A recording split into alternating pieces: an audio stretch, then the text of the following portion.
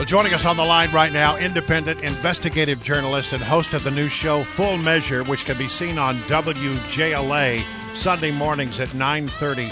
Our good friend Sharyl Attkisson. Sharyl, thank you for being with us here this morning.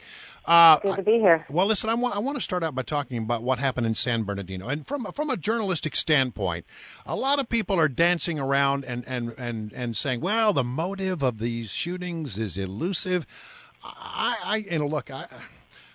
As a former journalist and somebody who now does, opinion, I go back and I think if I were out there on the street reporting this story, isn't it fair to conclude that this was a premeditated attack, given all of the evidence that we now seem to know about these two people? Of course. And I think we've somehow become convinced through language and narratives and political correctness in the past couple of years to have these kind of crazy debates over verbiage that sometimes matter, but sometimes matter little. It depends on what you're talking about. The reason to be so careful about calling something terrorism, primarily, the label to me, is because if a plane accidentally crashes into a building, you don't want to call that terrorism and freak everybody out. It makes them think that this was done on purpose and more things could be happening.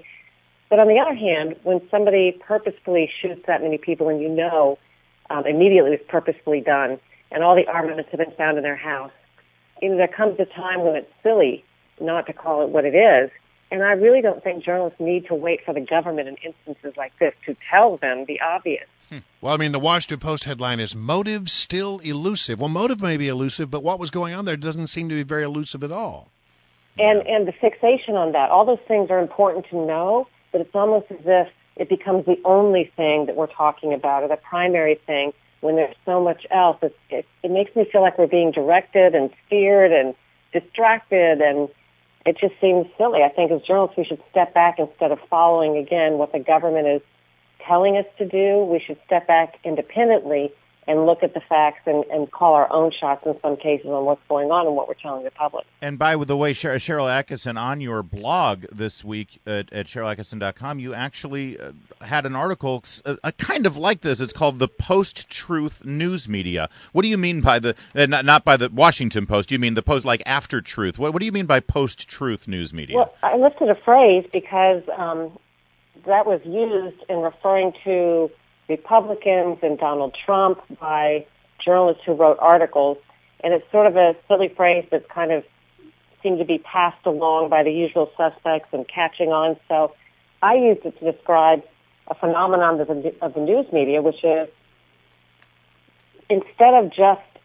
reporting the news, you look at the name reporter, what we're supposed to do, many of them have gotten into the business of convincing, of advocacy, and yet not saying that's what they're doing. It's fine, I think, if you label something that way and want to veer into an opinion or two and you attribute it, but they have gotten to this point where they're stating things as facts that are purely opinion or supposition or speculation and trying to convince the public, arguing with it may be Donald Trump, it may be somebody else they disagree with, but they're taking their own personal positions and engaging in a way that I think is unseemly and sometimes inappropriate. Yeah, I think what really frustrates a lot of people right now when they watch the media coverage of the presidential election is that it seems to only go one way. If they're going to be critical and if they're going to inject their opinion, to at least be even-handed about it. At this point, I'll just throw it out there.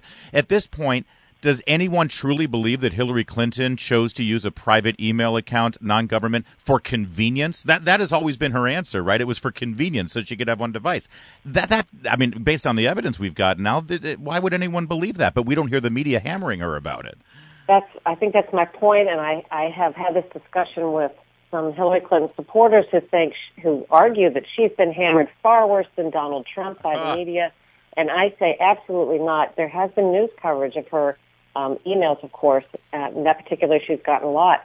However, I don't think you can find a handful of reporters, maybe not even one, that has argued with her. You're wrong. I demand an apology. Right. It didn't happen. That's a lie. I don't think I don't think she's been treated that way on these things. Right. And yet, these same so-called reporters treat Trump that way on things that are, I think, arguably less severe or questionable, or in some cases, they shouldn't be arguing the point with him at all. Great but this point. happens constantly. And getting just very briefly back to the attacks in San Bernardino, the reporters were throwing out what they thought was going on there through their own personal prejudice. For example, the news organizations that pointed out almost immediately the proximity of the Planned Parenthood clinics in that area.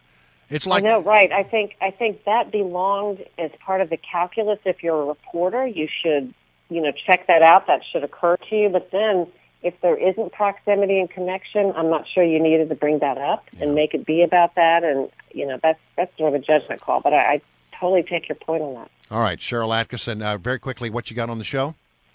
We're going to look at one of these. They call it Jihad Central. We're going to Belgium, where there is a community a Muslim enclave that's had a hands-off treatment for many years, and it turns out a lot have been radicalized. It's the heart of a lot of places that have been launched terrorist attacks that we know about. We're going to talk about the radicalization process.